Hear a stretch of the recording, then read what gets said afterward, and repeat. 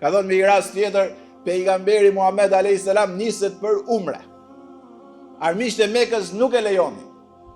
Dhe pejgamberi në mes rrugës ndalon dhe e çon Osmanin si ambasador për të negociuar që duan vetëm të bëjmë umre në Kabe dhe të kthehemi në Medinë.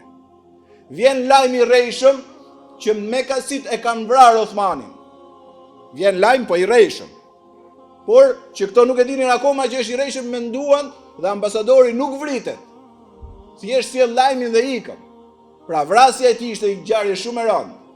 E çonte situatën luftë. Dhe pejgamberi a.s. mendoi kur erdhi lajmi që e kanë vrarë, mos janë friksu. Ato që e shoqëronin ishin afërsisht 1500 njerëz. Ishte i hije peme. U ul pejgamberi a.s. dhe tha: kush qëndron besnik, le të vit ma jap besën. Kush është i friksuar, le të vazhdoj. O Zot, për nga besnikëria, për nga islami i shkëlqyshëm, dhe jo si muslimanët e kohëve moderne që e shesin islamin për gjërat vogla të saj bote.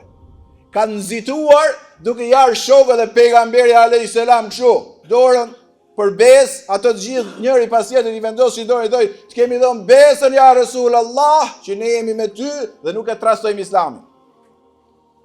La ilaha illa Allah, mbas kësaj zbret ajeti, qad radiyallahu anil mu'minina idh yubayi'unaka tahta ash-shajara. Shumë u kënaqi madhi Zot kur njerëzit e ndershëm dhe besimtarë devotshëm të dhanë besën që nuk devijojnë dhe nuk friksohen.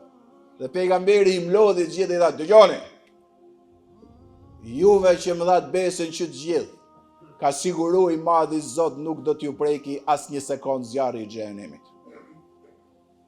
Ju tha, shikoj, subhanallahu, çfarë përgëzimesh. Ju tha në këtë sekond që po flas, jeni njerëzit më të mirë si përfaqen e tokës.